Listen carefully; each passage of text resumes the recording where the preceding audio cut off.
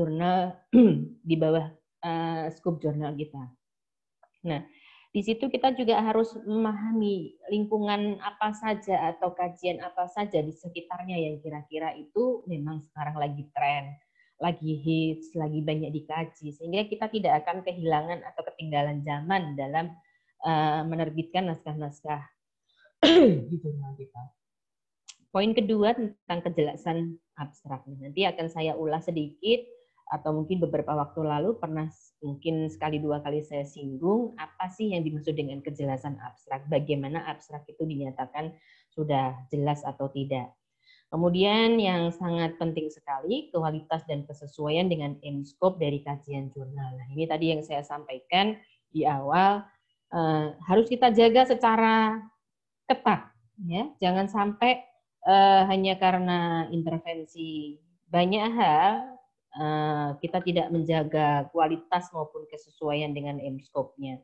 Dan tadi pagi pun saya mendapat telepon, ada yang berkenan untuk masuk, kemudian saya jawab, ya silahkan masukkanlah naskah itu akan kita baca. Jika memang kualitasnya, kesesuaiannya dengan izin, tentu akan kami pertimbangkan untuk proses berikutnya. Tapi kalau tidak masuk di screening awal hal tersebut, tentu kami akan langsung menolaknya, siapapun itu, tanpa kita memperdulikan relasinya. Dan yang berikutnya adalah keterbacaan artikel. Tentu kita berharap, jadi adanya jurnal online, kenapa sih online? Pada hakikatnya karena kita butuh disitasi.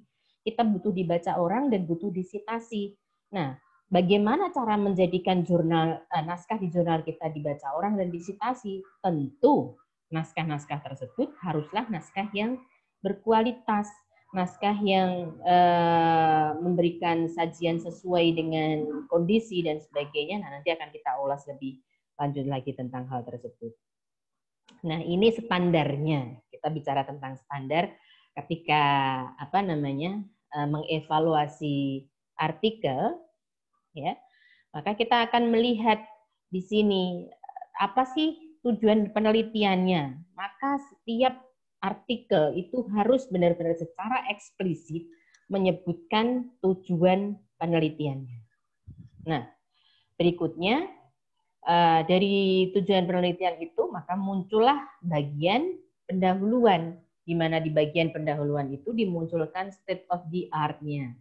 Jadi apa yang melatar belakangi, why this is important to write, ya, kenapa penting untuk ditulis, kenapa menjadi menarik untuk ditulis.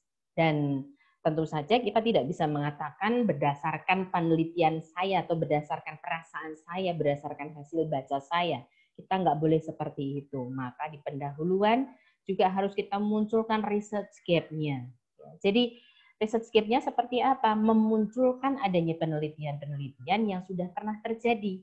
Tentu tidak ala-ala skripsi atau tesis yang menyebutkan satu persatu si X melakukan penelitian ini tentang ini, hasilnya begini, begini. Tidak perlu sedetil itu, tapi cukup kita katakan bahwa sudah ada penelitian tentang misalnya tentang pendidikan agama Islam di higher education, siapa saja yang pernah meneliti, dan kemudian tunjukkan bahwa yang saya lakukan sekarang itu berbeda dengan apa yang mereka lakukan. Nah, di sini yang dikatakan dengan state of the art dan research gap-nya muncul. Sehingga di pendahuluan kita harus bisa menemukan, ya, ketika ada tulisan masuk ataupun kita menulis, di bagian pendahuluan kita harus bisa menemukan, ya, apa yang menjadi pembeda, apa yang menjadi gap-nya antara yang kita lakukan sekarang dengan yang sebelumnya. Kemudian jika memang mau menggunakan model IMRAD, maka akan muncul session atau bagian tentang metode. Nah, di metode ini kita harus jeli melihat validitas datanya. Ya. Ketika dikatakan, oh ini adalah case study yang hanya meneliti 2 orang public figure, cukup nggak kira-kira? Nah, sesuaikan dengan apa yang melatar belakangi dan apa yang menjadi tujuan. Bisa jadi 2 itu cukup kalau kita butuhnya adalah deep interview, mungkin deep analysis. Tapi ketika itu kuantitatif, kita hanya memunculkan 2 sumber data saja atau 2 responden atau 2 data saja, bisa jadi kurang. Nah, disinilah kita harus menentukan ketepatan alat analisisnya, bukan meng-underestimate ya. Tapi seringkali yang terjadi sekarang ketika kami untuk izin mungkin sudah banyak yang sesuai. Tapi di jurnal saya yang satunya, ketika kami mengelola register jurnal, di situ menemukan banyak sekali para penulis yang dari hanya karena itu adalah hasil akhir S1 atau S2, skripsi, tesis. Nah, ketepatan alat analisisnya itu seringkali nggak pas sekali. Ya, jadi apa yang ditanyakan dengan alat yang digunakan itu ternyata nggak matching. Nah, di sini kita bisa jadi terkecoh. Kita melihat bahasa Inggrisnya bagus atau bahasa Indonesianya bagus, pendahuluannya bagus. Akhirnya kita berpikir paling nanti ke belakangnya juga bagus. Nah, ternyata bisa jadi di metode itu dia nggak pas. Dan kejadian ini dari kami itu yang paling banyak justru malah kalau untuk register dan juga beberapa di IJIM, itu penulis dari luar yang mana mereka biasanya itu orang-orang Pakistan, orang India, kemudian orang Bangladesh, Iran. Nah, mereka tuh banyak nulis ngirim ke kita, ya, dan similarity-nya itu luar biasa, nggak sampai 10%, di bawah 10% rata-rata. Tapi ketika kita melihat pada metodologinya, mereka ternyata sangat lemah sekali. Dan di awal mereka memunculkan ini adalah field research, tapi ternyata ketika metodenya itu dibaca, nah itu hanya sekedar pemikiran. Jadi dia menjejer-jejerkan atau membariskan teori-teori, terus dia membuat sebuah asumsi tersendiri terkait dengan teori-teori tersebut. Nah, padahal di awal dia menyatakan ini adalah field research. Disinilah kita harus benar-benar memastikan apakah metodenya itu sudah tepat atau tidak. Berikutnya, hasil. Ya, hasil adalah bukti temuannya. Nah, antara hasil dengan pembahasan ini bisa jadi adalah satu bagian tersendiri, dalam arti mereka bergabung. Jadi di IJIM kami tidak mengenal IMRAT, sehingga untuk hasil dan pembahasan itu bahkan pun sudah bisa dimulai di subjudul kedua. Di subjudul pertama kita introduction, subjudul kedua itu kita sudah langsung jadi satu antara penelitian terdahulunya, hasilnya, bahkan pembahasannya. Hanya untuk izin itu, subjudul itu menunjukkan jawaban dari pertanyaan masing-masing. Ketika ada 3 pertanyaan, maka dimungkinkan akan ada 3 subjudul. Nah, itu yang membedakan. Tapi kami tidak menggunakan model IMRAT. Nah, yang sering kali terjadi ketika naskah-naskah yang masuk dari luaran skripsi atau tesis itu hanya sampai hasil, belum sampai pembahasan. Nah, padahal di pembahasan itu menjadi penting. Maka yang sering muncul ketika itu hanya hasil, mereka hanya menunjukkan bahwa ada advantage, ada manfaatnya dan ada ketidakbermanfaatannya. Selesai. Manfaatnya ini, tidak manfaat, itu baru sampai hasil. Belum sampai pada pembahasan. Ya kan, itu baru temuannya. Ketika pertanyaannya apakah metode X itu memiliki manfaat atau tidak manfaat? Apakah syiar dengan menggunakan media X itu memberikan pencerahan atau tidak pencerahan? Nah, mereka baru sampai pada tataran hasil. Dan itu nggak cukup. Karena harus ada what's wrong there atau what next. Nah, what next-nya itulah yang di pembahasan. Jadi ketika ada temuan bahwa ada manfaat ABCD, nah harus dilihat ketika di situ ada manfaat ABCD ini terus ngapain? Ada makna apa? Apakah berarti metode X tersebut kebermanfaatannya itu perlu dilanjutkan, ataukah lebih banyak masyarakat berarti yang tidak tertarik dengan hal tersebut? Dan ya silakan, apapun intinya bahwa harus ada pembahasan berikutnya, what next-nya. Tidak sekedar hanya mempresentasikan atau menyajikan hasil temuannya. Nah, yang berikutnya lebih penting lagi, setelah kita mampu memberikan makna what next, ya, apa yang harus dilakukan selanjutnya atau ada apa dengan data ini, kembalikanlah dengan teori atau penelitian yang terdahulu. Itu yang seringkali juga kelewatan. Jadi banyak tulisan yang mentoknya itu hanya sampai hasil.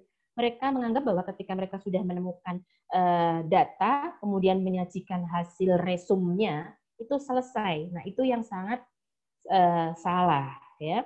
Jadi harus dimunculkan buat next-nya, kenapa begini atau kenapa begitu, kenapa ada manfaat begini, kenapa ada manfaat begitu, atau ketika ada memunculkan sekian persen ini, sekian persen ini, sekian persen ini. Nah, kenapa persenannya seperti itu angkanya?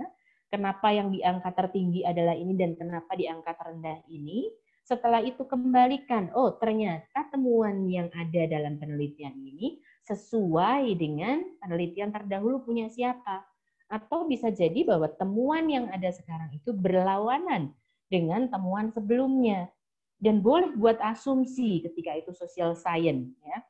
Ketika ada hal yang berbeda, kita boleh memprediksi asumsinya apa. The assumption is, atau bahwa asumsi penulis terjadi begini. Itu boleh dinyatakan, ya. Dan endingnya nanti munculkan jika memungkinkan, ya,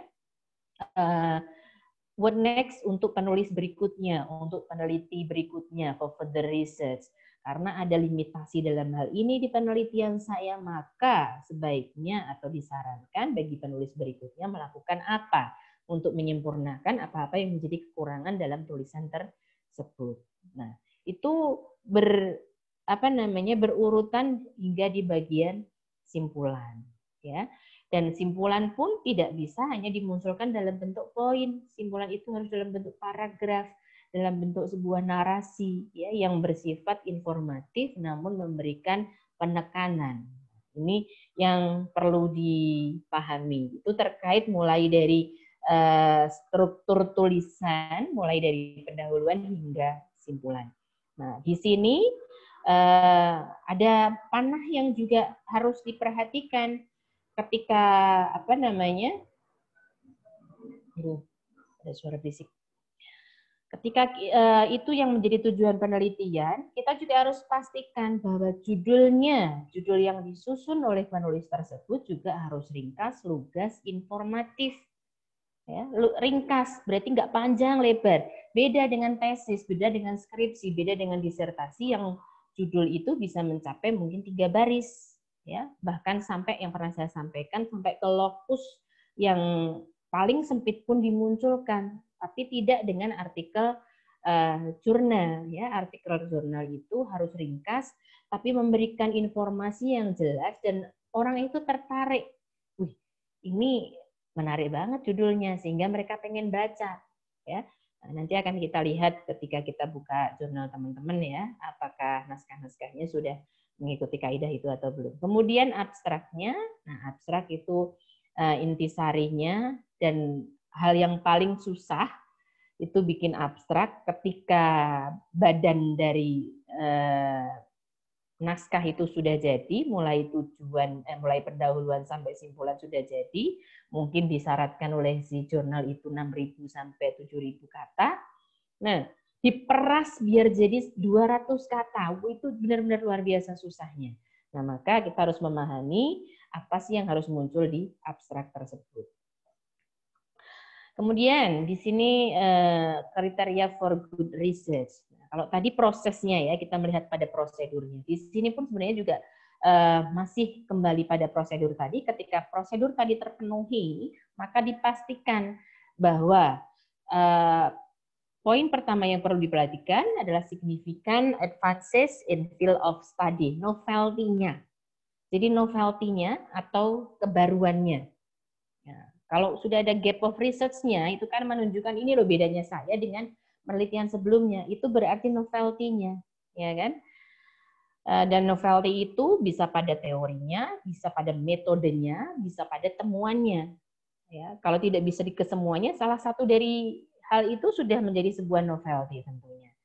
Kemudian appropriate method, discussion, and conclusion. Jadi harus sesuai antara metode, diskusi, dan konklusinya.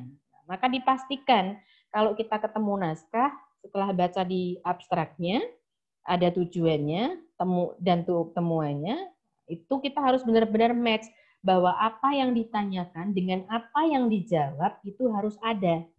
Karena kemarin saya sempat baca juga ada naskah yang masuk, itu antara tujuan yang dia sampaikan dengan conclusion-nya, dengan discussion-nya, itu poin yang berbeda.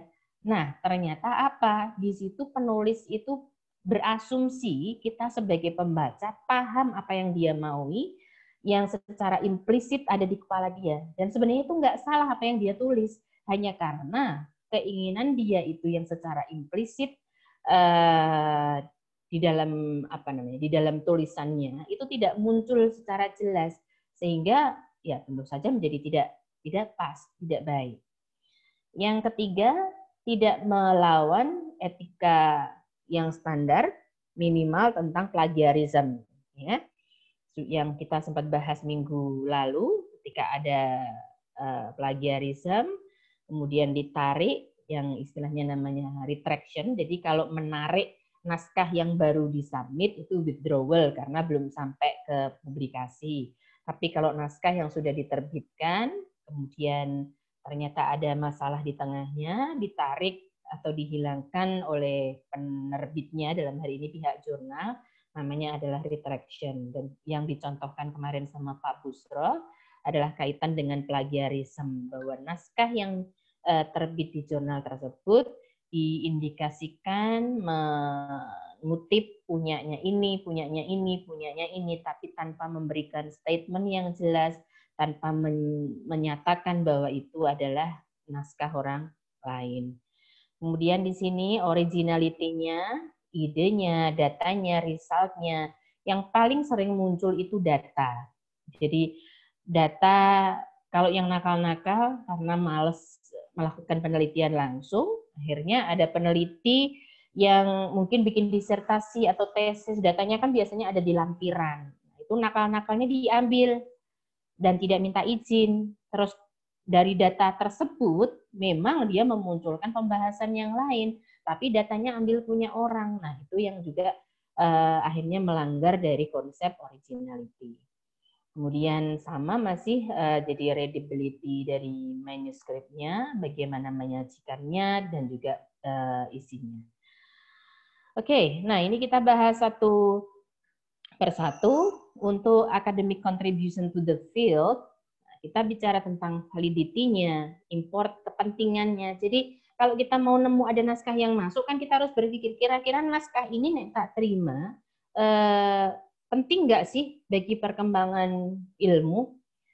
Yang terjadi kalau di IJIM itu banyak yang salah menuliskan, mereka itu mengirim tentang kurikulum pendidikan, ya. Jadi kurikulum di higher education terhadap kesesuaiannya dalam perkembangan zaman. Nah, tentu ini tidak sesuai dengan IJIM, dan kepentingannya untuk IJIM pun menjadi lemah karena kami memang tidak membahas tentang pendidikan misalnya. Kemudian artikel menampilkan penelitian yang original, ya, sama masih hubungannya jadi tentang originality.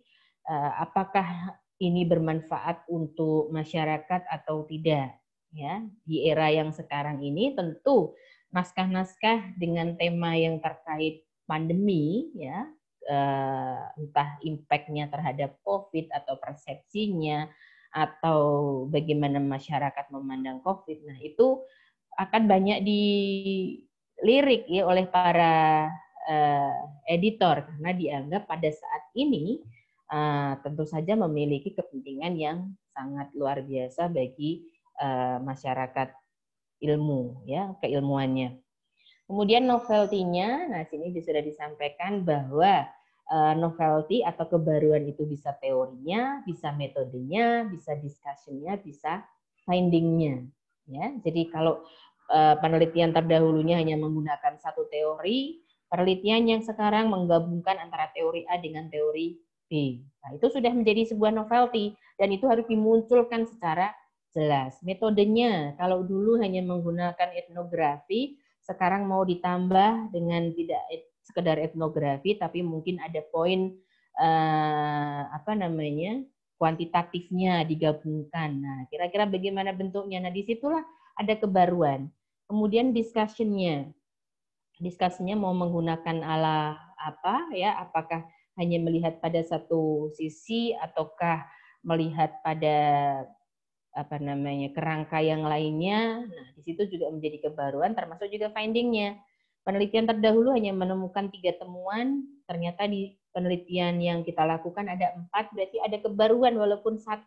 Atau sebaliknya, kalau yang sebelumnya ada 4, sekarang ada 2 atau 3. Nah, di situ juga ada kebaruan. Nah, kalau hanya menemukan, temuannya ada 3, selesai, itu berarti baru pada hasil. Yang menjadikan itu memberikan kontribusi keilmuan, dan yaitu ketika kita bisa mencari tahu kenapa kalau penelitian sebelumnya ada 4 hasilnya, tapi di temuan saya hanya ada 3. Yang 1 kenapa nggak muncul? What happened there? Apa sih penyebabnya? Sehingga yang 1 itu tidak muncul. Nah, di sini kan kita bisa memunculkan akhirnya metode baru.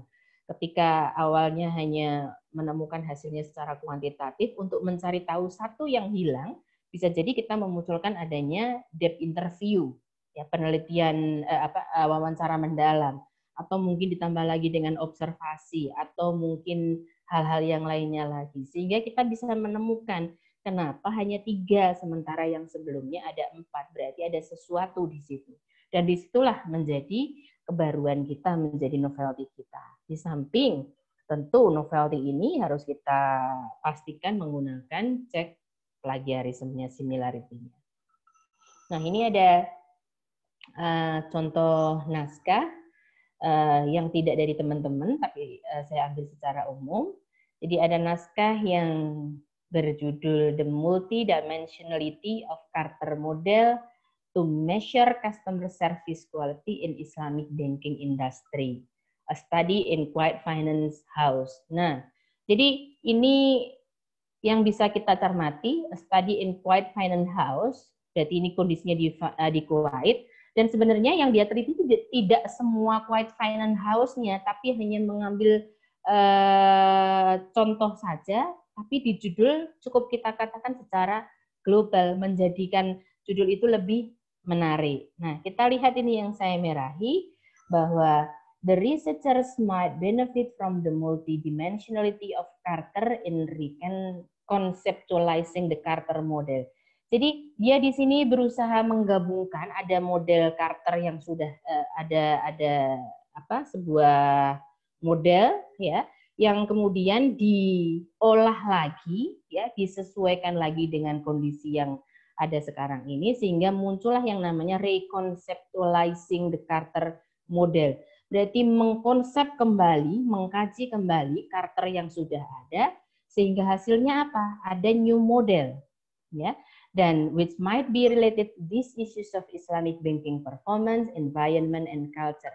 Nah, di sini sangat jelas apa yang menjadi kontribusinya, apa yang menjadi implikasinya, bahwa ketika bicara Carter itu hal yang sudah ada, tapi karena di sini dia melihat dengan cara pandang yang lain, dia di sini ada berbagai implikasinya ke siapa, dia lihat multidimensionnya, akhirnya muncullah new model of Carter. Dan dalam penelitian tidak ada benar, tidak ada salah selama data mendukung. Ya, dia bisa mengatakan ini new model yang berbasis pada dari Carter. Endingnya apakah itu masih nampak sebagai Carter ataukah bentuk yang baru lagi sehingga namanya tidak lagi Carter tapi nama yang baru, atau bahkan boleh dikatakan New Carter pun boleh, silahkan, itu hak dari para penulis. Nah, inilah cara kita untuk melihat dengan cara yang sederhana itu, langsung kita lihat di abstraknya. Pun seringkali kita terkecoh, kami terkecoh, beberapa penulis yang tadi saya sampaikan dari Pakistan, India, Arab dan sebagainya itu, mereka itu pun kadang kuat di abstrak. Mereka bikin abstraknya bagus banget, ya, sampai di bagian seperti ini. Tapi setelah proses berikutnya kita lihat di body paragrafnya, ternyata di body paragrafnya itu tidak menunjukkan bagaimana proses dia melakukan hal ini. Karena isinya mungkin hanya teori-teori aja, tidak pernah ada pembahasan bagaimana itu dilakukan.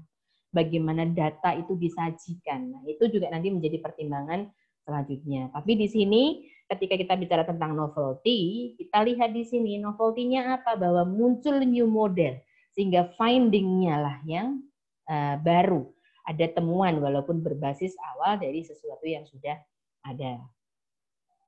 Sekarang kita lanjutkan pada bagian structures of abstract. Ya, tadi kita melihat abstrak tapi tidak melihat strukturnya, hanya melihat pada bagian akhirnya.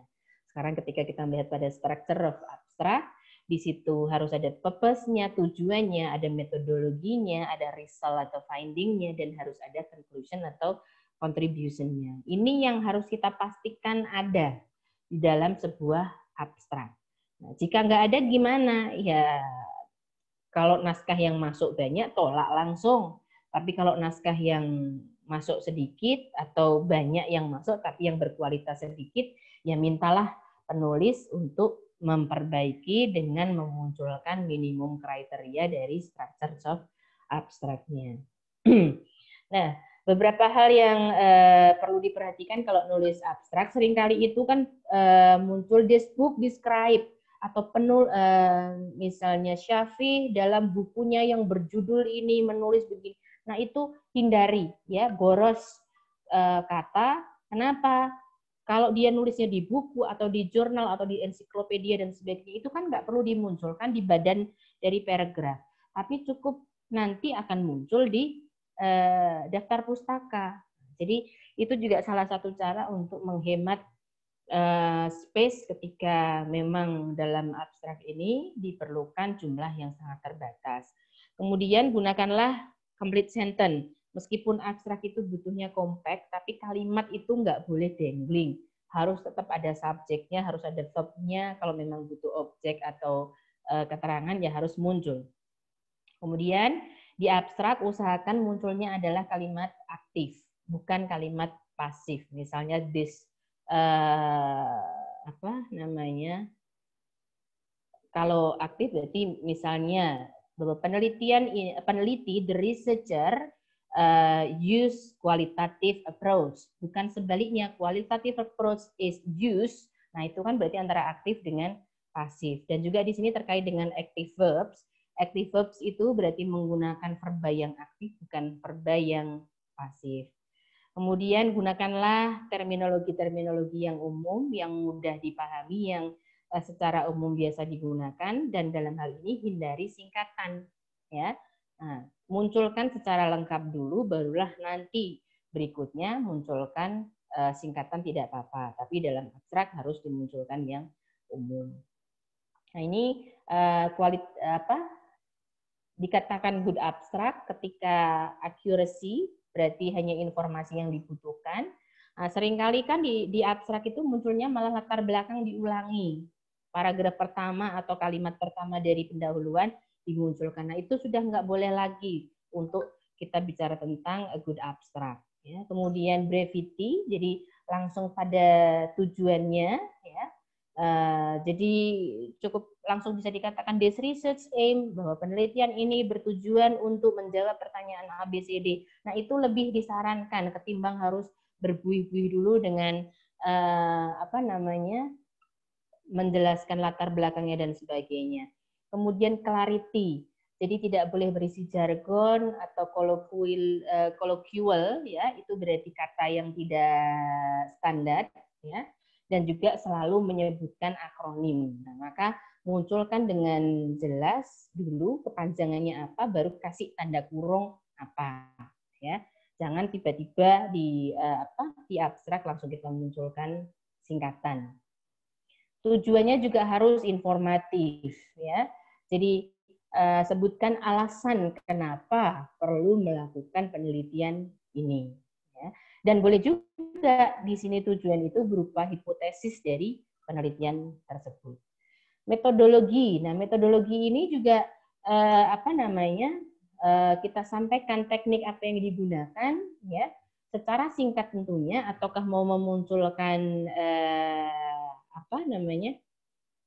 pendekatannya boleh, tekniknya boleh, tidak semuanya harus muncul secara total di dalam metode tersebut. Selanjutnya result atau finding, harus concise, harus informatif, dan hanya memunculkan hasil yang paling penting.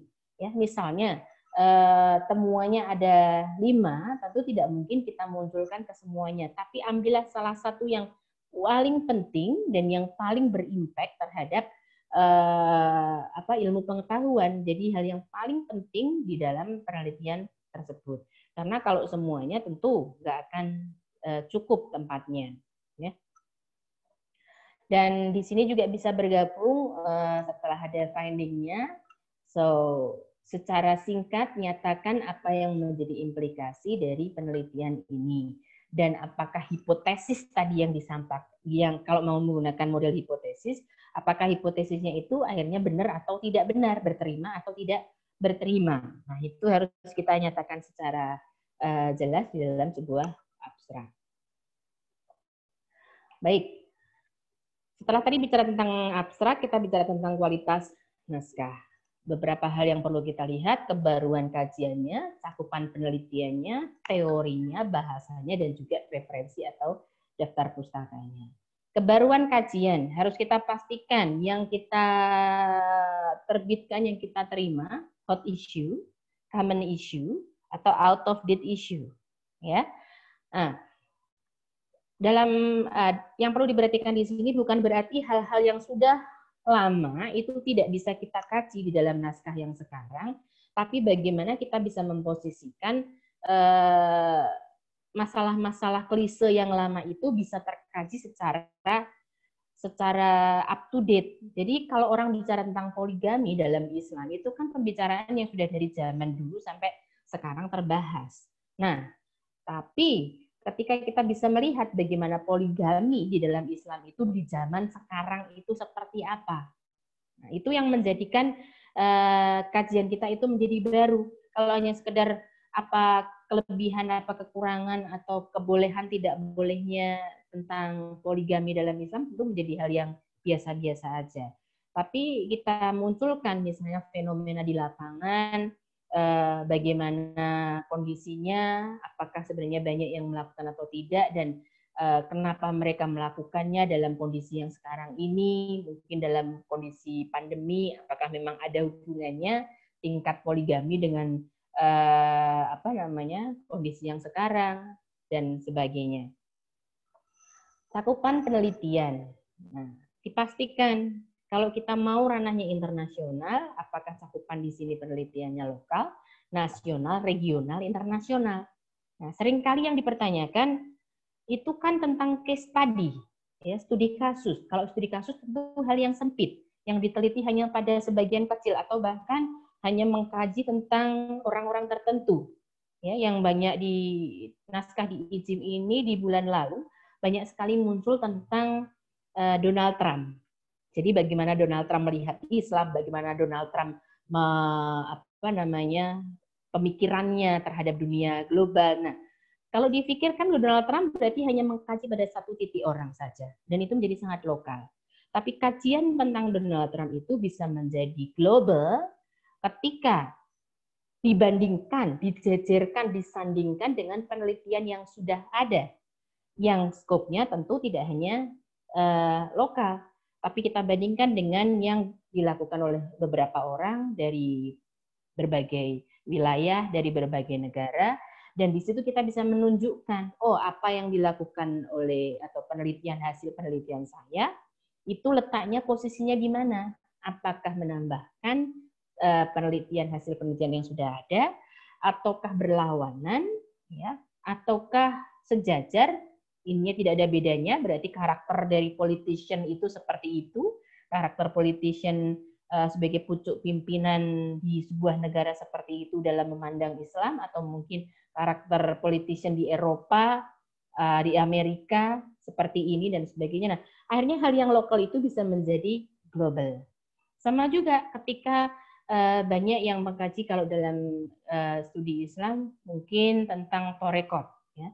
Torekot Naqsabandiyah di Ponorogo misalnya, itu menjadi sangat lokal kalau kita pikir sebenarnya. Tapi bagaimana yang lokal itu akhirnya bisa menjadi nasional? Nah, kita bandingkan dengan penelitian-penelitian terdahulu yang membahas tentang Torekot Naqsabandiyah di wilayah-wilayah lain. Atau kita bandingkan dengan yang ada di negara lain. Mungkin di negara lain kita tidak akan menemukan nama yang sama atau rekod Naqsabandiyah atau apa, tapi ada sebuah pemikiran yang mirip seperti torekot tersebut yang akhirnya kita sandingkan seperti apa sih, apa persamaannya, apa perbedaannya, dan bagaimana posisi yang kita lakukan sekarang atau temuan kita, cakupan kita dibandingkan dengan yang sudah ada. Akhirnya global lah cakupan penelitian kita. Nah, sehingga mungkin untuk teman-teman yang di jurnal pendidikan atau bahkan mungkin pendidikan bahasa, sekarang kan banyak banget tulisan-tulisan hanya sekedar PTK. Nah, PTK itu menjadi sangat-sangat lokal. Karena yang dibahas ya hanya di kelas itu, siswa itu salahnya penulis. Karena sebenarnya PTK itu bisa menjadi global ketika dia mau menyandingkan dengan penelitian-penelitian yang lain yang bersifat global, ya, yang tidak hanya terjadi di wilayahnya, tapi di wilayah yang lain yang bersifat nasional atau bahkan internasional, dan judulnya nggak perlu lagi kita tulis peningkatan kemampuan X dalam ini untuk siswa kelas ini di SD ini atau di SMP ini atau di mana. Nah, itu yang menjadikan akhirnya penelitian kita itu menjadi sangat lokal. Maka disinilah cermat-cermatnya sebagai editor kita melihat bagaimana sih penulis itu menyandingkan cakupan penelitiannya di dalam sajian tulisannya. Kemudian kualitas teorinya, ketepatan penggunaan teori. Nah, ada orang yang kekeh, oh ini hanya bisa dikaji dengan teorinya si X, dengan punyanya Malcolm. Kalau nggak pakai itu nggak bisa. Nah, di sini berarti wawasan penulis menjadi kurang, menjadi sempit. Mestinya, kalaupun dia mau menggunakan Malcolm, dia juga harus melihat bahwa ada perkembangan teori yang sekarang, ya, sandingkanlah apa yang dia lihat menggunakan teori lama dan dengan teori baru. Ya. Dan boleh jadi dia nanti mau mengatakan dia merujuk pada siapa, dia mengikuti aliran siapa, dengan segala penjelasannya. Tentu tidak bisa hanya sekedar memilih ini, mengatakan ini baik, ini tidak, tanpa ada datanya, tanpa ada pendukungnya. Kualitas bahasa ini juga yang penting sekali, ya, karena tuntutan dari Scopus, tuntutan dari Web of Science, dan juga kepentingan global, kualitas bahasa menjadi penting, ya. Apakah menggunakan bahasa standar, apakah bahasa yang sesuai aturan, ya. English, kalau memang English, use English standard English, ya. Jangan menggunakan Japanese English, Indonesian English, apalagi Google Translate English. Google Translate sekarang itu sudah bagus sebenarnya, secara umum dalam hal grammarnya, ya, dalam hal koherensi antar kalimatnya, tapi dia lemah dalam istilah. Nah, disinilah yang ketiga, penggunaan istilah khusus. Terlebih ketika kita kajiannya adalah Islamic Studies atau sudah masuk sampai pada ekonomi, tapi ekonomi di bagian yang spesialis, ya, atau mungkin ilmu fisika, ilmu biologi yang sudah sangat spesifik, tentu si Google Translate nggak bisa baca, dia akan menerjemahkan apa adanya. Nah, disinilah yang kita harus melakukan cek kedua kalau terpaksa loh ya menggunakan Google Translate. Saya pun kadang-kadang kalau sudah dikejar deadline, misalnya beberapa waktu yang lalu harus menyusun buku, masih kurang beberapa lembar, otak saya dibuat untuk nulis bahasa Inggris susah, akhirnya nulislah bahasa Indonesia dengan dibantu beberapa teman. Nah, udah saya Google Translate, tapi setelah Google Translate akan saya baca lagi, saya proof sendiri lagi, saya kaji lagi mana yang harus kita benarkan, mana yang harus kita sesuaikan. Di sini harus kita jaga dengan baik, jangan sampai nanti salah.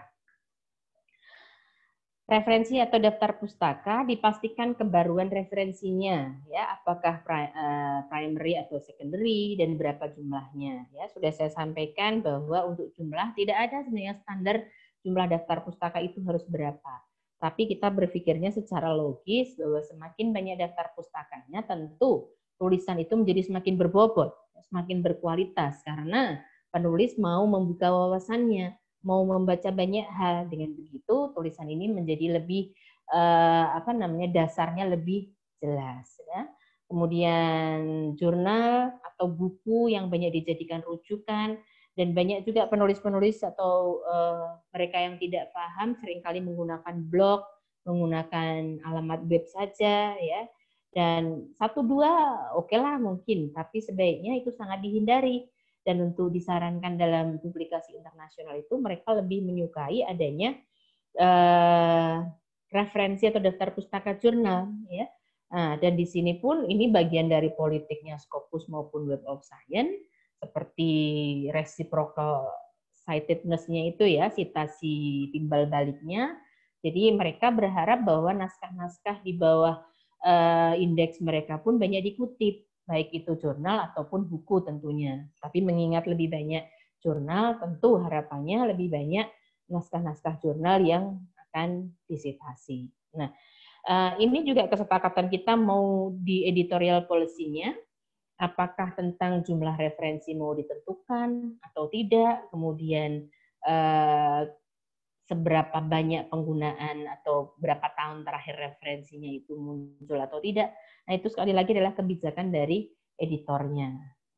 Dan itu menjadi bagian yang dinilai oleh pihak baik Scopus maupun Web of Science. Maka step by step kita benahi, kita ikuti mana-mana yang harus kita prioritaskan. Dan hal yang tidak kalah pentingnya adalah kesesuaian dengan aims dan scope dari kajian jurnal. Apakah sudah sesuai, apakah agak sesuai, apakah tidak sesuai, dan tentu bergantung luasnya atau spesifiknya cakupannya. Ya, beberapa jurnal itu punya kajian yang luas, ya. Kita sudah membahas di antaranya beberapa kemarin itu, karena luasnya sehingga hampir dipastikan semua naskah yang masuk itu sesuai, ya. Nah, tapi di sini kita juga harus berpikir bahwa naskah-naskah yang ada di kita itu juga harus punya distingsi, sehingga tidak kejadian seperti register jurnal yang salah satu komennya adalah common issues, ya. Dan ini sudah banyak dikaji, tidak memiliki distingsi, akhirnya pun kami ditolak oleh Scopus di tahun 2017 untuk yang register jurnal kami. Keterbacaannya di sini meliputi kosakatanya. Jangan-jangan karena kita terlalu idealis, kita bikin kosakata yang susah dibaca karena pengennya menunjukkan ini loh bidang yang saya tulis ini adalah bidang yang super spesialis sehingga banyak kosakata yang susah untuk dipahami. Atau juga menggunakan kalimat yang terlalu berbunga-bunga, terlalu berbuih-buih, ya, sehingga menjadikan asumsi pembaca terganggu atau menjadi berbeda. Termasuk juga kalimatnya. Dalam academic writing, kalimat yang pendek itu lebih disarankan ketimbang kalimat yang panjang, ya, karena semakin panjang kalimatnya, pembaca akan semakin susah untuk memahaminya. Karena pernah terjadi ada dalam satu paragraf itu hanya satu kalimat yang terdiri dari 5 baris misalnya. Nah, itu tentu tidak disarankan. Sebaiknya itu bisa dipotong-potong menjadi beberapa kalimat. Tampilan. Termasuk di dalam tampilan adalah ukuran hurufnya, kemudian penggunaan garis, kemudian karakter spasinya, ya, dan jarak-jaraknya.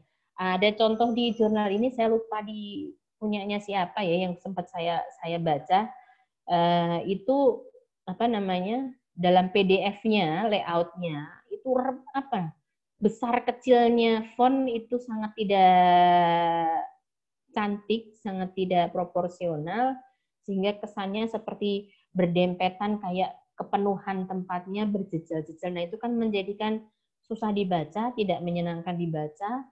Nah, untuk itu kita harus memahami semua ini. Ya, satu syaratnya piknik, ya. Kita harus piknik, kita cari tahu naskah-naskah di jurnal yang sudah terindeks secara internasional, kita ikuti. Itu cara paling sederhana untuk kita mau menentukan punya saya sebenarnya ini sudah standar atau belum standar. Ya, jadi itu setidaknya yang kita diskusikan terkait dengan substansi, teoritis berbuih-buih, ya, bikin bingung. Tapi what next-nya kalau kita tentang substansi, satu, konsistensi cakupan naskah itu penting banget, ya. Yang kedua, konsistensi bahasa. Kalau memang mau menggunakan bahasa Inggris, gunakan bahasa Inggris yang baik dan benar, yang baku. Jika memungkinkan, ada proof. Jika tidak memungkinkan, ya entah gimana caranya minta tolong, yang dikasihnya nanti cuma sertifikat atau dikasihnya cuma surat tugas sebagai language editor di jurnal. Menurut saya beberapa teman akan mau seperti itu, dan juga konsistensi referensi. Kalau tadi Pak Irfan sempat menyampaikan mungkin dengan mengenalkan Mendeley, reference manager Mendeley, EndNote atau Zotero, ya sampaikan saja langsung di editorial policy-nya, di author guide-nya, bahwa penulis harus menggunakan model ini, menggunakan ini. Tidak perlu berupa opsi, karena kalau ada opsi nanti hasilnya juga akan beda-beda. Nah, disinilah kita butuh konsistensi dalam mengelola substansi naskah, dan saya yakin semua itu bisa dilakukan, tapi tentu saja bertahap. Bahwa apa yang kita sampaikan di sini semuanya, perbaikan dari awal sampai akhir, semua itu harus melalui sebuah proses yang bertahap. Baik, kayaknya itu teori yang berbuih-buih dari saya. Ini mau ada yang bertanya dulu atau langsung masuk ke bedah jurnalnya? Langsung aja ya.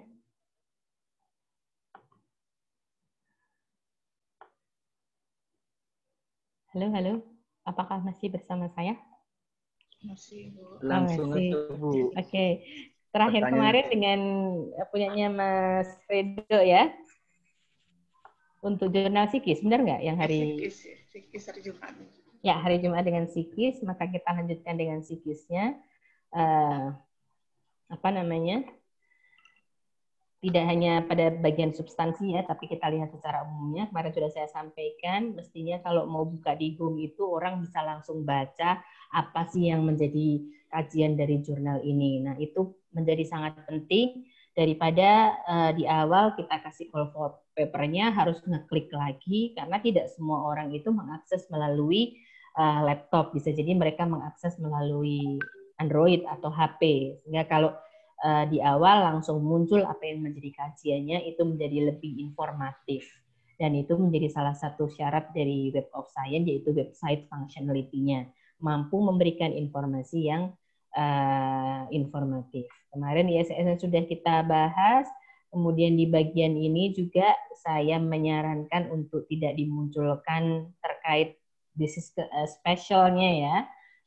Karena kalau ini dikatakan spesial berarti yang kemarin nggak spesial, ngapain harus dievaluasi kalau nggak spesial? Kenapa yang spesial hanya ini? Padahal sebenarnya maunya editor itu spesialnya bukan bagaimana, tapi spesialnya karena ada penulis dari lain, karena menggunakan bahasa Inggris, karena banyak tokoh-tokoh Islamic psychology. Tapi sekali lagi itu asumsi atau keinginan editor yang tentu tidak selalu sama pemikirannya dengan mungkin evaluator atau bahkan pembaca. Sebaiknya maka ini dihindari saja ya untuk yang pembahasan tersebut. Kalau di tengah-tengah ada yang mau bertanya atau tidak sesuai atau apa, silahkan langsung disampaikan ya. Berikutnya, saya biasanya langsung kalau untuk bedah ini cukup dibuka di bagian ini semuanya di menu-menunya, dan akan kita lihat satu persatu ya. Untuk kemarin juga sempat saya sampaikan websitenya, rumahnya secara umum sudah menggunakan bahasa Inggris ya, karena settingan untuk OJS memang menggunakan bahasa Inggris. Nah, yang berikutnya, tapi di isinya kita lihat bahwa ini masih menggunakan bahasa Indonesia ya, beberapa di antaranya. Ini masih udah oke, udah bahasa Inggris. Di sini sudah ada namanya yang jelas yang bisa dikontak, prinsipal kontaknya, support kontaknya, oke, tidak ada masalah. Kemudian kita melihat pada editorial board-nya. Di sini ada editor in chief-nya. Oke. Editornya dari Palembang, Gunung Jati, Malang, Riau, Nah, oke. Nah, secara afiliasi sudah bervariasi ya, tapi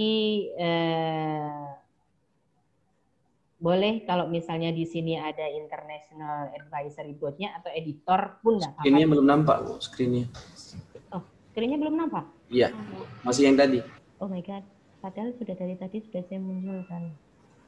Baik, saya coba, saya ulangi aja ya. Oke. Ya, udah. Ini sudah ya? Udah, Bu. Oke.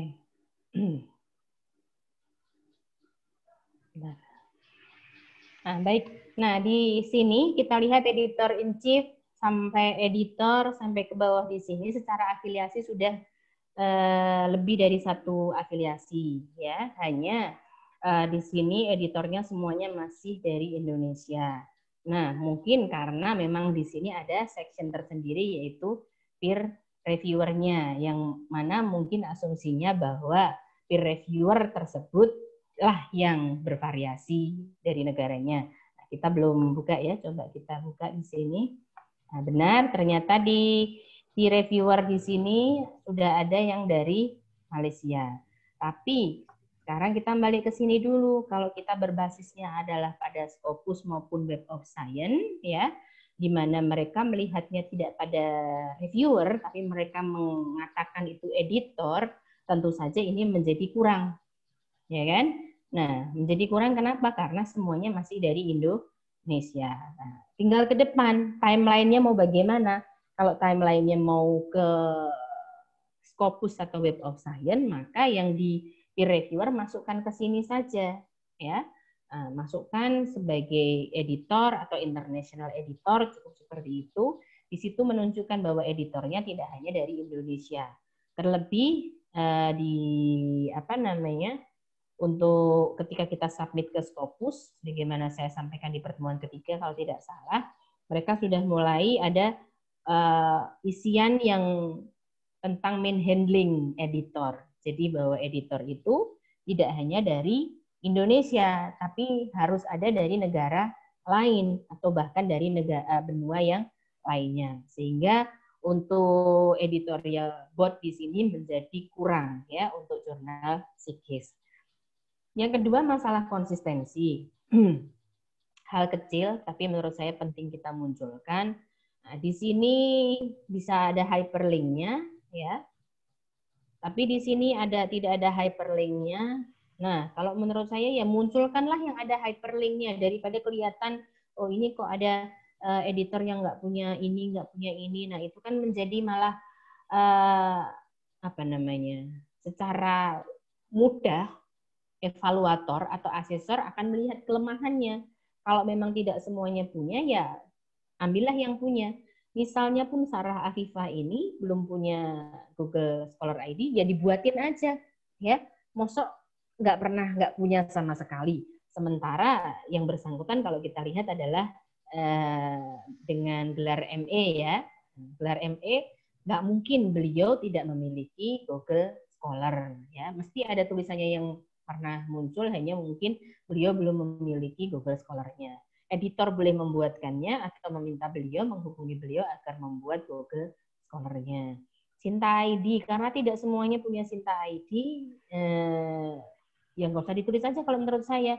Yang punya aja dimunculkan, atau kalau yang nggak punya ya nggak usah. Daripada di sini tapi tidak bisa diklik. Atau yang mau lebih amannya, langsung itu dimunculkan di nama yang bersangkutan sehingga nggak akan muncul seperti ini. Misalnya, itu hanya berbagai alternatif.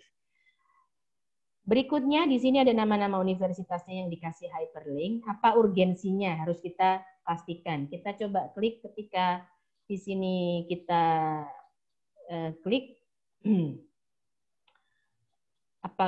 ini affiliation, hanya menunjukkan bahwa kampus ini memiliki afiliasi yang sedemikian atau memiliki catatan dokumen yang sekian. Di Sinta, di Scopus, di Web of Science, menurut saya tidak terlalu memiliki, tidak ada poinnya, ya, sehingga mungkin tidak perlu dimunculkan, ya, karena tidak ada urgensinya. Kecuali mau dibuat konsisten semuanya karena toh di sini ada Universitas Islam Riau yang juga tidak muncul hyperlink-nya. Nah, sekali lagi konsistensi itu menjadi hal yang sangat penting kita munculkan. Hati-hati juga di sini penulisan-penulisan ini termasuk pada bagian keterbacaan ya. Jadi ME itu yang benar nulisnya MITE atau ME seperti ini. Apakah ini hal yang sama atau hal yang berbeda antara ME dengan titik dengan ME yang tidak pakai titik. Untuk IJIM, hanya sebagai contoh saja, kami menghilangkan semua gelar. Sehingga tidak kami munculkan gelar sama sekali, tapi kami langsung masuk pada nama yang bersangkutan. Banyak alasannya karena satu, kami memang tidak semua editor maupun reviewer kami sampai pada tataran profesor secara struktural gelarnya. Tapi kita lebih melihat pada jejak publikasinya. Apa manfaatnya dia profesor tapi tidak punya jejak publikasi? Lebih baik orang yang belum sampai di tataran profesor tapi memiliki jejak publikasi yang baik, yang sesuai. Itu yang harus kita pertimbangkan. Berikutnya adalah kesesuaian dari editor, kebidangan editornya. Ini tadi, nah ini gara-gara di depan itu nggak memunculkan apa yang menjadi bidang kajinya, maka saya harus masuk pada focus and scope dulu ya, untuk tahu apa yang menjadi bidangnya. Di sini boleh kuantitatif, kualitatif, literature studies, thought studies, ini maksudnya adalah pemikiran ya, studi pemikiran, thought studies. Coba dicek lagi bahasa Inggrisnya sudah benar atau belum, kalau mau mengatakan ini studi pustaka itu bukan literature studies, tapi library studies. Ya.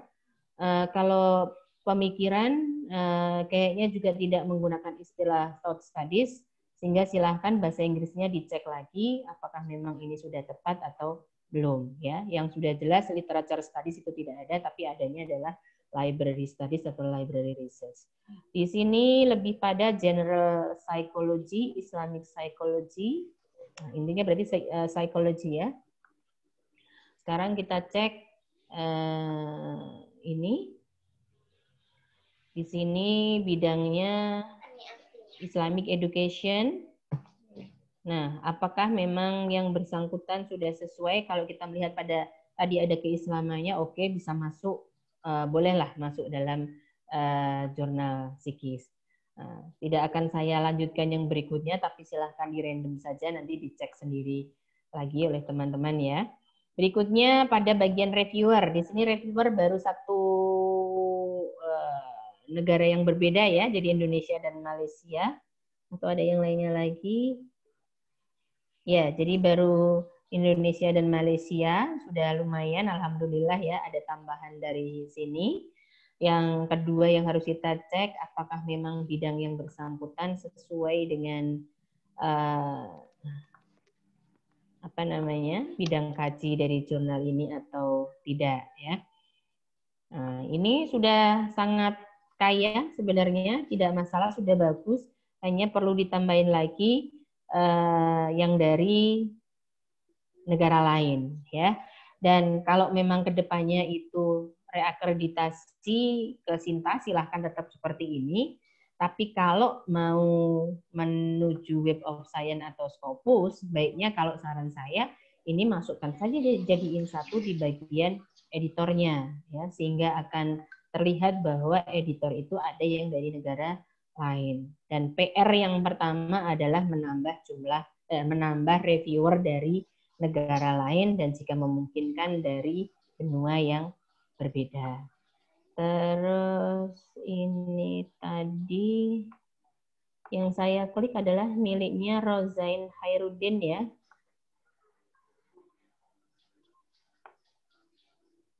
Khairuddin. Oke, ini naskah-naskah beliau ya, dan kita lihat di sini cukup banyak sekali dokumennya, asal tidak salah.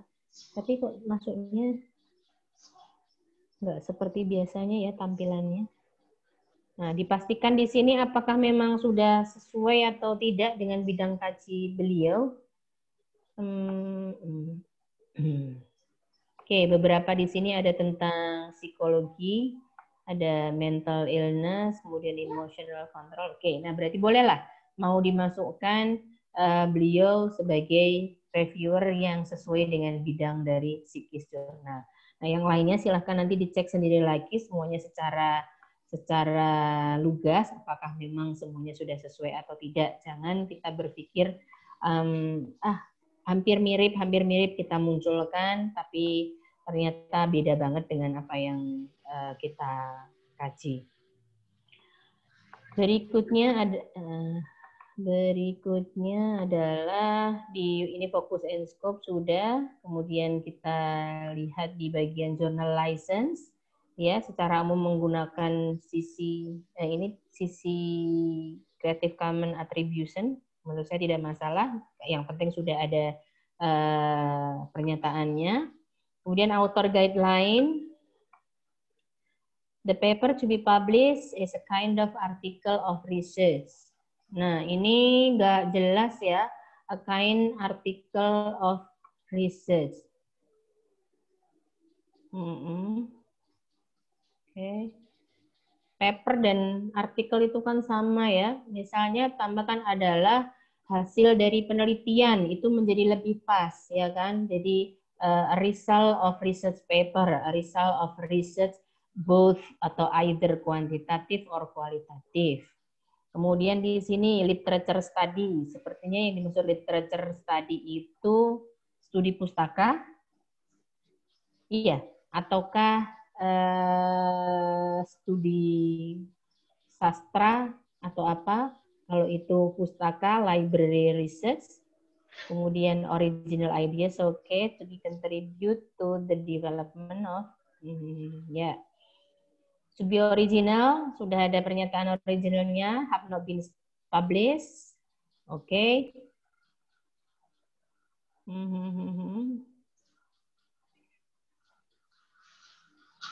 Oke. Nah, di sini memunculkan ada associate editor loh ya. Sementara tadi di bagian editor tidak ada yang namanya associate editor. Sehingga ini harus samakan ya. Kalau memang di sini mau dibagi ada associate atau section editor atau apa, tapi kalau memang di sini tidak menggunakan istilah tersebut, cukup katakan by editor, selesai ya. Untuk izin sebagaimana saya sampaikan dan itu ditanyakan Bu Widya kalau nggak salah japri ke saya, kami ada peer review of novel submission dan peer review of referred journal, sudah saya jelaskan minggu lalu perbedaan keduanya. Oke, nah ini masih muncul lagi ada associate editor ya. Kalau memang tidak menggunakan associate editor ya sudah tidak usah. Nah, nomor 5 ini yang tadi saya sampaikan. Di sini memberikan batasan bahwa referensinya, sumbernya setidaknya 10 tahun terakhir. Dan referensinya berasal dari buku dan jurnal nasional internasional. Nah, ini sudah jelas di sini berarti polisinya yang dimaui oleh si jurnal. Nah, ini nantinya yang harus diketatkan. Benar nggak naskah-naskah yang kita publish mengikuti kategori hal ini, ya kan? Nah, mungkin bisa dibatasi kalau di sini mengatakan for the last 10 years, berarti harapannya semuanya mestinya menggunakan 10 years. Lalu berapa banyak porsi? Jangan-jangan yang last 10 years hanya 2 saja, yang lainnya kurang atau lebih dari 10 tahun. Apa yang harus dilakukan dan sebagainya. Kemudian, oke, tidak masalah ya. Structure of sistematikanya menggunakan it must state full name of the author without title, kemudian keywordnya. Nah, ini menjadi tidak jelas, minimum 2 words or more. Sampaikan saja 2 sampai 5. Jangan 2 words or more, nanti jangan-jangan dia nulisnya 9. Karena tidak ada aturan ya mereka tidak akan membantah, tidak akan mau disalahkan ketika harus kita minta untuk mengurangi. Nah, ini menggunakan sistem IMRAT ya, jadi ada R. Oke, dipastikan bahwa mengikuti aturan tersebut. Oke, ini bagus, it is recommended to use Mendeley, jadi langsung sampaikan pakainya Mendeley saja. The references is not bibliography, it must contain all sources. Nah, di sini secara langsung mengatakan referensi bukan bibliografi. dengan alasan bahwa tidak does not need to mention unused sources dan sebagainya. Nah, oke.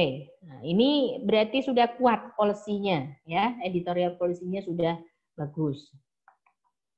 Oh, next-nya, nah, karena sudah tidak masuk ke situ, maka saya akan masuk ke mana ya? Ke archive aja langsung ya, untuk sesuai dengan apa yang kita bahas hari ini. Archive ada di sini. Baik. Nah, kita lihat di sini sekarang sudah di volume 5, berarti usianya setidaknya sudah 5 tahun, maka sudah siap untuk kalau mau maju Web of Science maupun Scopus. Ya. Nah, ini ada hal yang sedikit menggelitik, yang lainnya nggak ada dipublikasikan pada tahun 2015. Kenapa di situ ada? Apakah ada historinya, ada penjelasannya? Silahkan, menjadi lebih bagus kalau ada sejarahnya.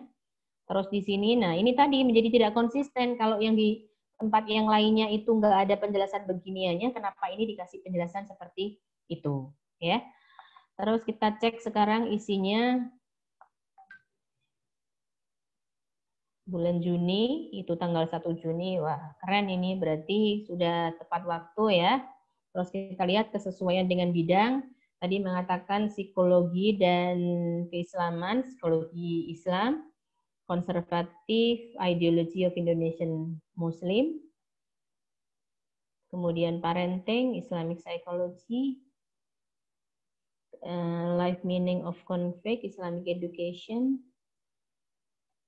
Nah ini oke, bolehlah masuk psikologi, Ini saya kurang tahu karena nggak tahu isinya dari judul. Nah yang ini Islamic education learning based, ini letak psikologinya di mana? Kalau saya membaca dari judul, ini adalah education yang dipandang dari ada bagian psikologinya. Padahal kalau kita melihat dari skopnya, mestinya ini adalah psikologi, tapi yang mana bisa disinggungkan dengan hal yang lainnya. Nah, ini lebih kencang pada Islamic education-nya, bukan pada Islamic psychology-nya. Mungkin alasannya karena yang dibahas adalah multiple intelligence-nya, sehingga dianggap itu adalah bagian dari kajian psikologi. Itu sekali lagi kalau pandangan saya tanpa melihat isinya menjadi kurang pas ya. Kemudian spiritual intelligence and organizational commitment, oke. Nah, yang menjadi lemah dari judul ini ada PAC IPNU. Tidak semua orang tahu ada IPAC IPNU. Di sini ada LPKA kelas 2. Ini pun menjadi lokal. Ya kan? Nah, secara umum LPKA itu apa? Saya pun nggak tahu. Mungkin teman-teman yang lain juga nggak tahu. Apakah itu sebuah kursusan? Apakah itu sebuah institusi atau sebuah apa? Ambillah rumah besarnya saja. Tinggal nanti di dalamnya itu dimunculkan, oh ini kondisinya di sini. Sama juga dengan ini. PAC itu tidak terbaca, ya. Apalah mungkin youth of IPNU kalau memang itu adalah pemuda IPNU atau apa, tapi kata PAC itu membuat orang jadi what is it, nggak dipahami dan ya harus dihilangkan. Kemudian Islamic Religiosity Fraud Student Academic Fraud. Nah, ini melihatnya dari sudut mananya, apakah ini masuk pada psikologi Islam, saya juga agak mempertanyakan. Literature review on religiosity and psychological. Oke, bisa mungkin ini hanya istilah literature review di sini, cukup aja dikatakan misalnya review on apa. Itu menjadi lebih pas sekedar istilah literature review. Kalau literature review itu kan bagian dari sebuah naskah, ya. Interdisciplinary of Islamic, okay. The variety of nah, mungkin ada karena ada happiness perspektif ini sehingga masuk pada dianggap sebagai kajian psikologi ya. Saya tidak melihat isinya jadi tidak bisa memastikannya. Nah, beberapa di sini dari contoh yang ada 1 2 3 4 5 6 7 8 9 naskah dalam satu kali terbitan, cukup melelahkan bagi penulisnya tentu bagi editornya. Dari segi judul, kesesuaian dengan skop, beberapa saya sampaikan ada yang menurut saya kurang pas dengan skop jurnal. Yang kedua, pemunculan judul yang sampai pada lokus spesifik ini, ataupun ada istilah yang membingungkan atau tidak familiar, ini sedikit mengganggu. Ya, nah, ke depan teman-teman nanti bisa mencermatinya, menyusunnya, menjadikan tulisan-tulisan yang ada di naskahnya menjadi lebih bagus. Saya random juga, saya ambil di sini ada abstrak.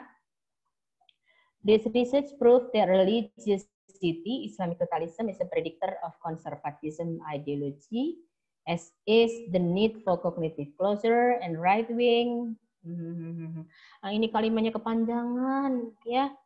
Nah, jadi apakah hanya mau mengatakan bahwa membuktikan religiosity is a predictor of conservative ideology? Udah titik kalau menurut saya sampai di situ. Kalau mau tetap berikutnya mau dilanjutkan, munculkan sebagai kalimat baru lagi. Karena dengan model seperti ini, itu kalimatnya menjadi susah untuk dipahami. Gitu ya. Kemudian, the ideology of conservatives emphasizes on bla bla bla bla bla bla. Nah, justru di sini tujuannya tidak muncul, ya. Kalau hanya mengatakan membuktikan, jadi penelitian ini membuktikan apa? Nah, tujuannya apakah memang untuk membuktikan itu atau yang lainnya? Karena ketika di sini kita malah menemukan bahwa ideologi konservatisme itu menekankan pada the tendency to preserve what is already dan sebagainya itu. Nah, sehingga di sini menurut saya bagian ini malah tidak penting, tidak perlu kita munculkan, itu cukup nanti munculkan di dalamnya, ya. Tapi lebih baik kita munculkan sebenarnya apa yang menjadi tujuan dari penelitian ini ketika mau mengatakan membuktikan religiosity-nya, itu kenapa kok dia pengen membuktikan religiosity itu? Ada apa sebelumnya? Di sini utilize the quantitative research method, partisipannya adalah risalnya bla bla bla bla bla bla. Nah, ini yang saya sampaikan tadi. Seringkali di abstrak itu hanya sampai di sini, hanya sampai pada risalnya. Harusnya ada tambahannya ketika hasilnya seperti ini. So, what next? Ada apa? Ya, apa yang terjadi atau ada implementasi apa? Atau ada bacaan yang lain ketika ada hasil 1, 2, 3 ini, berarti ada apa dengan Islam totalism? Ya, atau dari Islam totalism yang 3 ini, kenapa bisa muncul begini? Atau harus bagaimana ketika ada kondisi yang seperti ini? Nah, itu mestinya harus dimunculkan, sehingga abstrak ini masih kurang 1 poin, yaitu pada bagian di implementation-nya atau contribution-nya, ya, hasil baca dari risalnya. Berikutnya untuk referensinya, saya tidak yakin kalau ini sudah menggunakan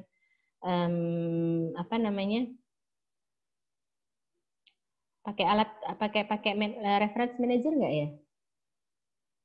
Di sini, nah karena ada beberapa nggak konsisten. Ini 2004 1992 pakai kurung, di sini nggak pakai kurung, ini pakai kurung. Kemudian penggunaan arbukel titik, di sini G titik A, di sini an, J titik, Nah, di sini berarti ada tidak konsistensian dalam menuliskan referensi, ya, sehingga perlu dicermati lagi. Dan ini wajibkan aja si penulis mau nggak mau harus ngikutin hal tersebut, ya. Ya, jadi dari segi referensi penulisannya masih belum sesuai. Terus ini juga, nah ada referensi yang masih gantung, ya. Singapore Institute of ini koma. Apakah ini kalau melihat modelnya begini mestinya buku, ya kan? Nah, apakah memang ini buku? Kalau buku ini apakah memang mini titik dan sebagainya?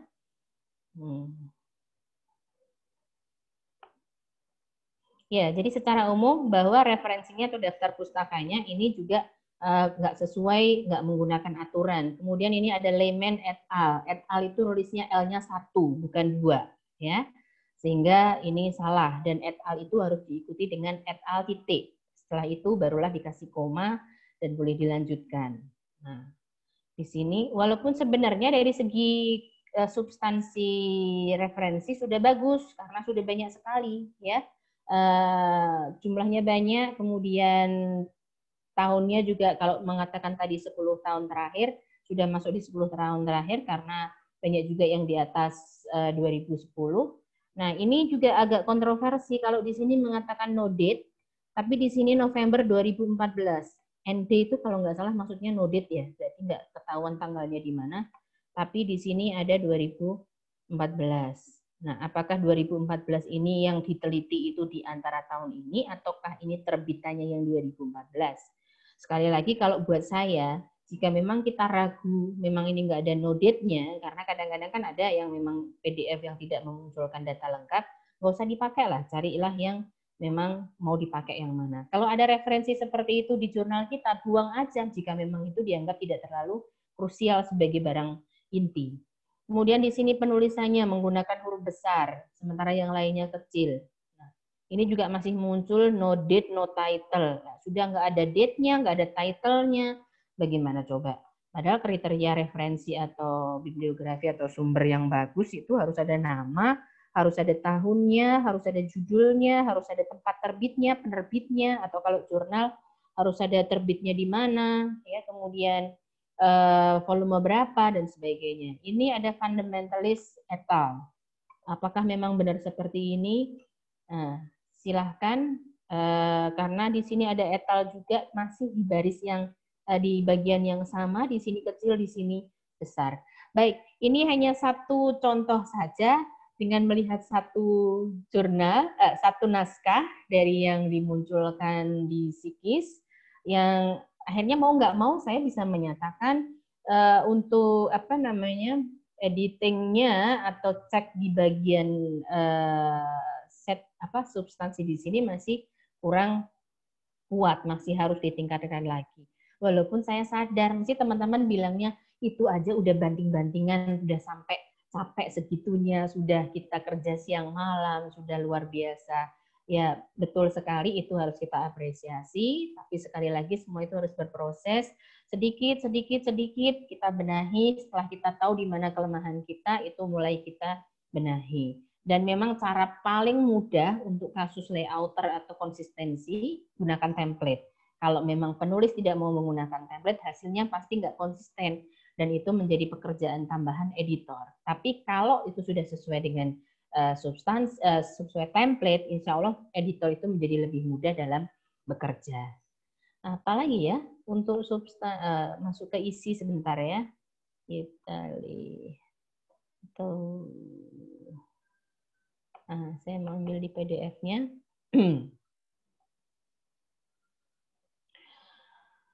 Oke.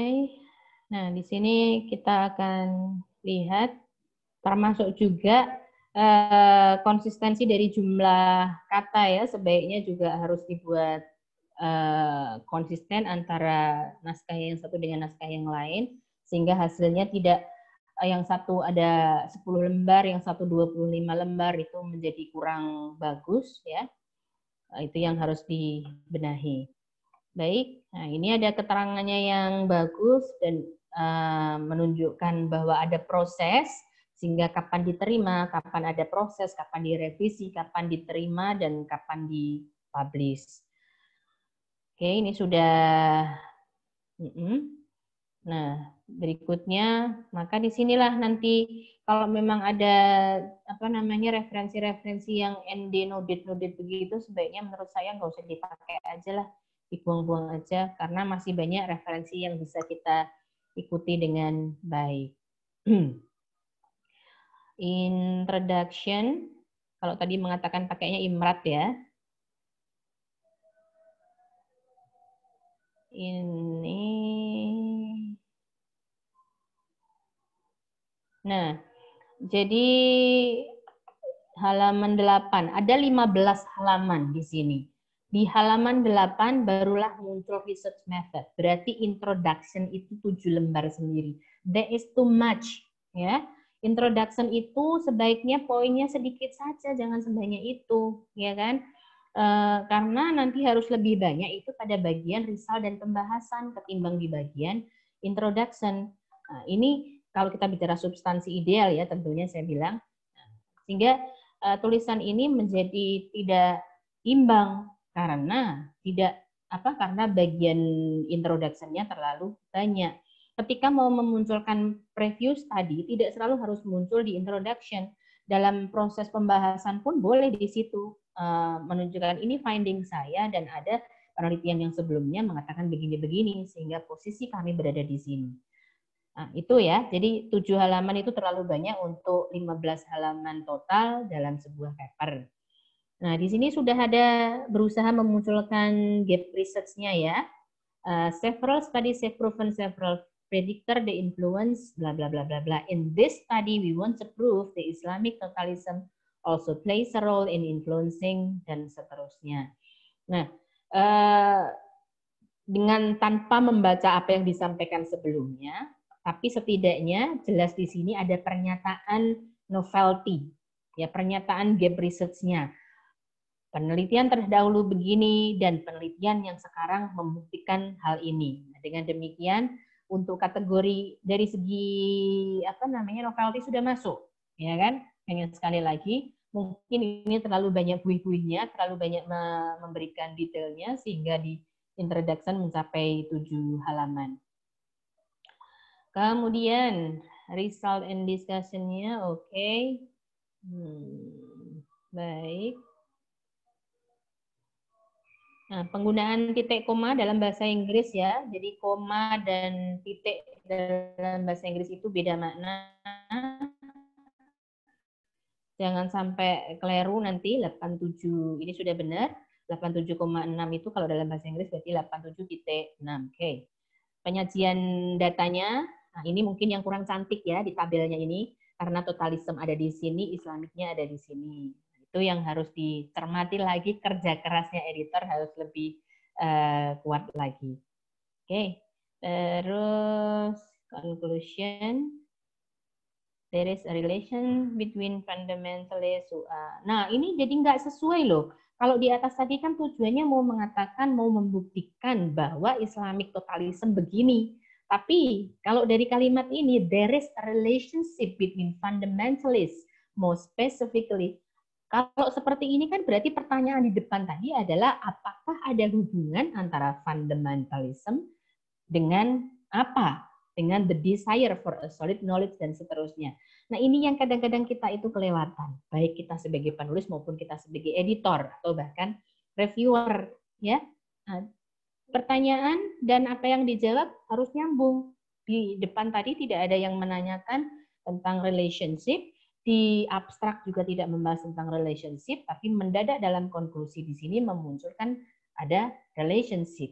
Sehingga ini yang harus diperhatikan.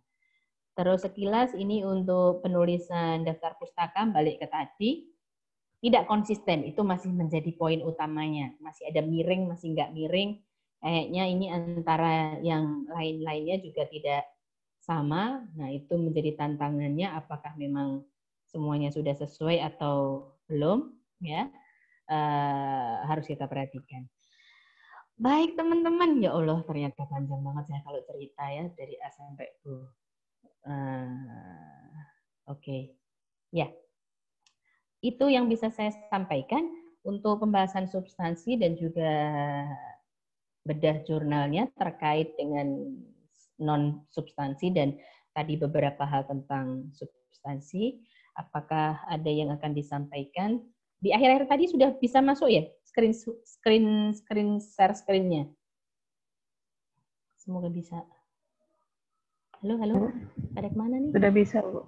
Sudah bisa. Pasti capek dengerin saya ngomong berbuih-buih ya. Enggak, Bu. Enggak bermanfaat. Ya, itu yang bisa saya sampaikan terkait dengan substansi. Silakan jika ada yang mau tanya. Terkesima dengan Ibu. Enggak ya.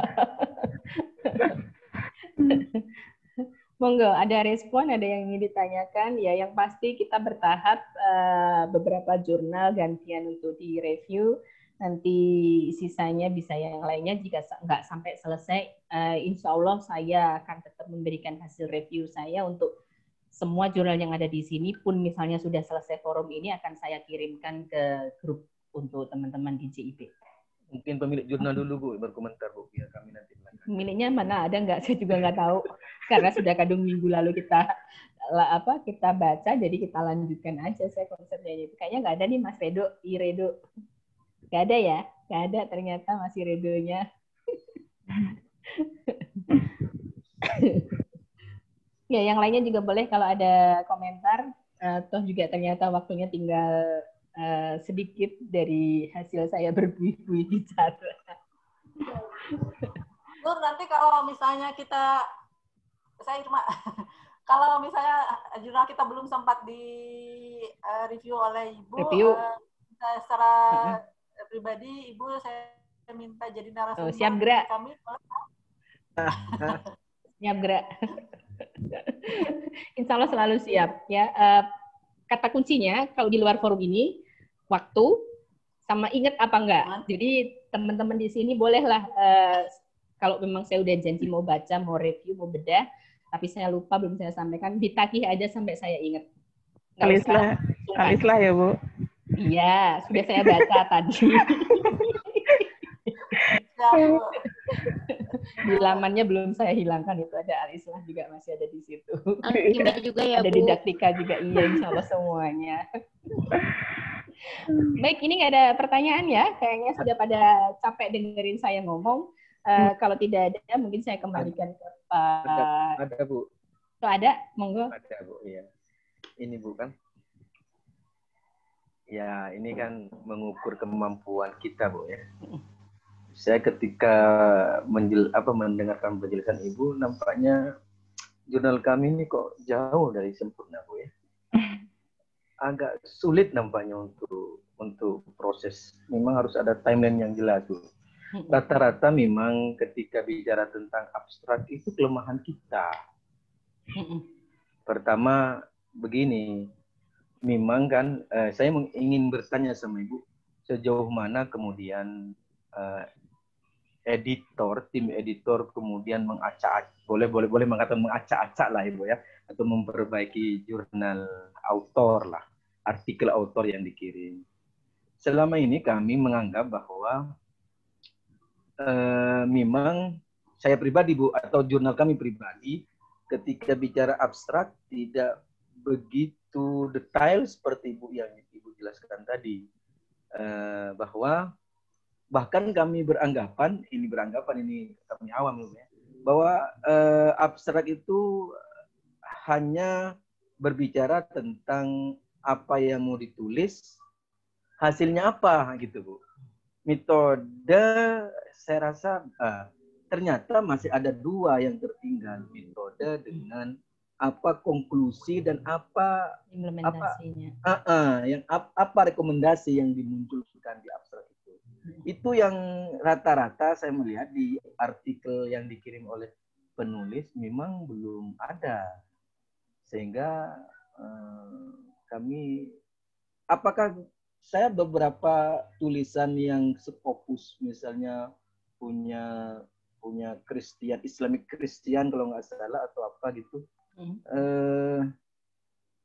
tidak menjelaskan, atau mungkin saya salah baca Bu ya, kurang menjelaskan tentang impact yang ditimbulkan.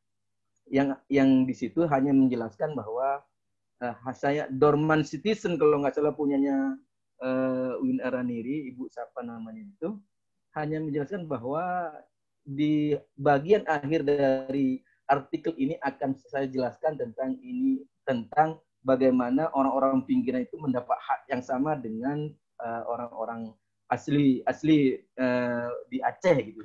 Itu aja Bu. Jadi tidak ada impact yang ditulis di situ. Apakah kemudian itu menjadi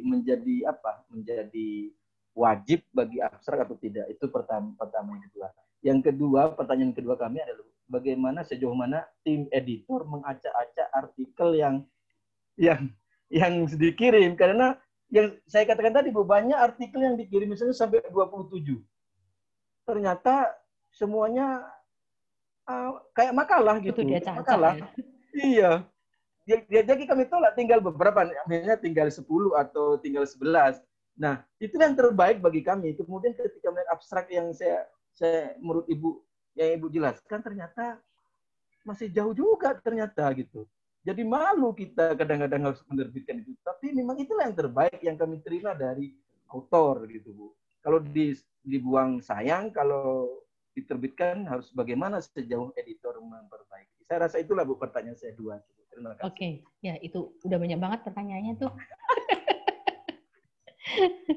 Baik, jadi saya yakin kita semua yang ada di sini, bahkan IJIM pun itu masih merasa belum sempurna. Kita nggak ada yang sempurna, kita belum sampai pada semua titik itu mencapai titik yang sempurna. Sehingga nggak usah minder, nggak usah merasa kok saya masih di atas awan, belum sampai pada titik yang diinginkan. Sekali lagi semua itu proses. Dan yang kedua, itulah kenapa IJIM itu dari awal dulu ketika kami masih berjuang di level bawah, kita ada naskah undangan. Ya kan? Kita punya naskah undangan yang memang kita mintakan dari orang yang kemampuan tulisnya bagus. Sehingga misalnya tadi mentoknya dari 11 itu itu menurut Pak Syafiq yang terbaik, tapi kita punya mungkin 2 lah yang naskah undangan yang memang benar-benar baik tanpa editor harus struggle susah-susah mengadu-adu ya.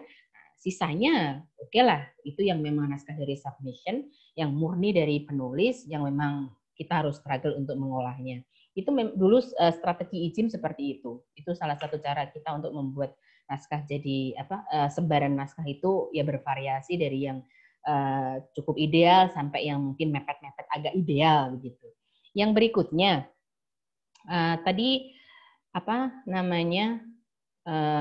bahwa dalam abstrak memang minimal ternyata harus ada 4 hal tersebut ya yang secara jelas harus dimunculkan, walaupun tidak selalu mengatakan this research utilize qualitative approach dan sebagainya, tapi dengan cara menunjukkan kami menggunakan responden yang kami observasi atau yang kami interview, itu pun sebenarnya sudah bagian dari metodologi. Nah, yang menjadi permasalahan tadi yang keempat, yaitu apakah di situ harus muncul impact, nggak ada impact-nya, implementasi. Nah, salah satunya, jadi bisa jadi berupa impact, bisa jadi berupa implementasi atau kontribusi. Intinya apa? Harus ada pertanyaan what next? So what dari finding? Nah, sehingga tidak cukup memunculkan hanya finding-nya 1, 2, 3 selesai. Tapi so what? Ada apa? Harus bagaimana dengan finding ini? Ketika tadi misalnya memunculkan, saya tadi agak lupa tentang orang pinggiran itu. Iya, nah, dia pakai teori dormant citizen, Bu. Dormant citizen itu adalah maksudnya masyarakat pinggiran. Kalau di Aceh itu kan ada pelaksanaan syariat Islam, ya kan? Ada orang-orang pinggiran, misalnya non-Islam dan sebagainya. Itu kan kemudian dikena imbas dari pelaksanaan syariat Islam. Jadi orang-orang pinggiran ini kadang-kadang tidak sama dengan orang-orang asli Aceh di dalam pelaksanaan hukum dan sebagainya. Nah, inilah yang menjadi persoalan. Nah, kontribusinya bisa muncul, saya cut aja ya. Ya, silakan. Jadi kontribusi dari tulisan itu dengan adanya masyarakat pinggiran yang menjadi korban dari aturan syariah itu ya. Yeah. Ini menjadi rekomendasi untuk pemerintah memperhatikan kaum pinggiran. Itu di abstrak muncul, Bu ya? Boleh, tapi munculnya tentu dengan cara yang sangat sederhana, misalnya temuan ini memberikan rekomendasi kepada pemerintah untuk memperhatikan mereka dengan apalah misalnya. Itu munculkan di abstrak. Itu bagian dari sebuah rekomendasi. What next-nya, so what-nya dengan temuannya. Itu menjadikan kuatnya bahwa tulisan kita atau tulisan yang ada di situ itu memang memiliki manfaat, memiliki kontribusi untuk keilmuan, sehingga tidak hanya sekedar memunculkan hasilnya ini sudah selesai, habis itu masuk kandang, dibekukan, hanya dalam bentuk tulisan tanpa ada manfaat di lapangannya. Walaupun pun misalnya ditulis seperti itu, kalau pemerintahnya nggak mau baca, atau kita tidak men-share tulisan itu ke masyarakat sampai akhirnya ke pemerintah, ya mungkin kontribusinya yang real pun tidak akan tercapai. Tapi setidaknya kan sebagai penulis sudah berusaha memberikan masukan kepada pemerintah bahwa ini loh ada yang kena side effect dari adanya aturan Islam yang diberlakukan orang-orang di pinggiran, karena memang Indonesia pada hakikatnya bukan negara Islam kan, sehingga akan sangat mungkin jika ada orang-orang yang terimbas dengan aturan-aturan tersebut. Nah, itu bisa kita munculkan. Begitu ya. Dan sejauh mana sih kita sebagai editor boleh ngacak-acak selama ada kesepakatan dengan penulis dan keluangan waktu. Ya. Jadi kalau memang editor itu longgar, punya waktu banyak, silakan mau mengacak-acak yang di mana saja, tapi izinlah sama penulis dulu. Pak, Bu, kami mau memperbaiki dalam ini, boleh nggak? Nah, itu penulis saya apian termalesan, pasti bilang, silakan sok, yang penting jadi bagus dan diterbitkan di tempat Bapak, pasti begitu. Ya, jadi itu memang masa kita berjuang di awal, dan saya yakin nanti ketika sudah pada titik tertentu, orang pun akan mulai belajar. Sekarang itu yang butuh menulis banyak kalangan, banyak lini, semua masyarakat. Mereka pun nantinya akan mulai memahami bagaimana academic writing yang baik. Dan disinilah kita sebagai pengelola jurnal salah satunya memberikan edukasi kepada masyarakat. Cara menulis yang baik. Tidak hanya dengan memberikan masukan kepada naskahnya, tapi juga memberikan contoh. Ini loh cara nulis yang baik. Sehingga editor juga harus mau nulis. Mungkin itu Pak Syafiq? Ya. 12.02. Satu lagi, Bu. Semangat. Satu lagi, Pak. Ya, silakan.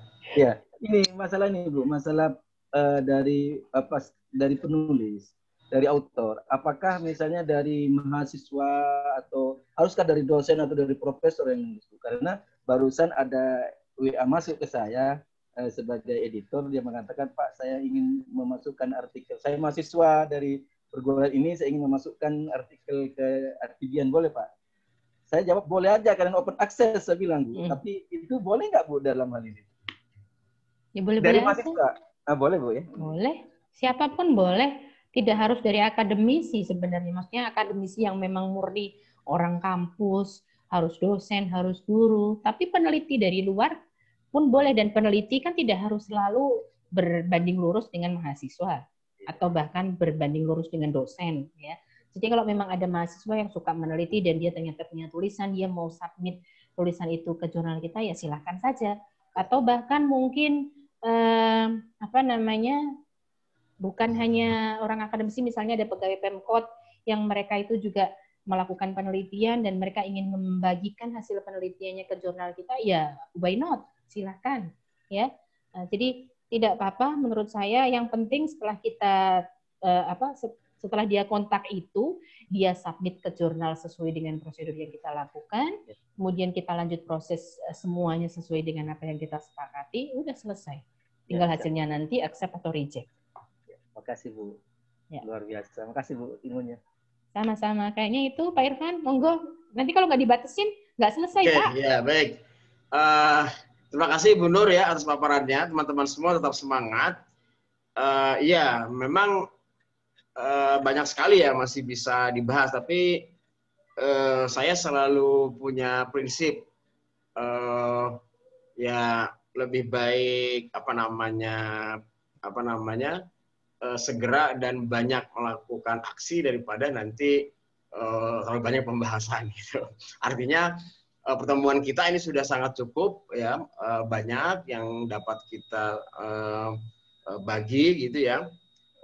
Terakhir nanti hari Rabu sepertinya jadwal yang terakhir, nanti diharapkan kita semua sudah ada progres ya. Pak Safi jurnal sudah Sinta 2 ya? Sudah. Oh iya, sudah Sinta 2, berarti itu tinggal mempertahankan dan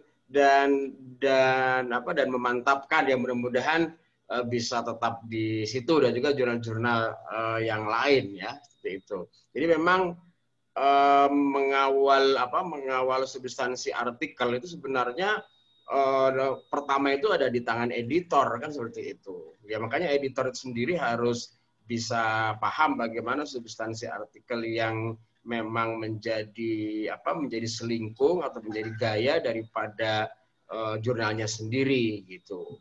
Ya, memang kalau saya melihat kegiatan yang terkait edukasi menulis bagi para peneliti ataupun dosen juga memang masih perlu ya. Jadi academic writing itu masih perlu ya, supaya artikel-artikel yang disubmit ke jurnal itu bisa lebih baik secara bertahap gitu.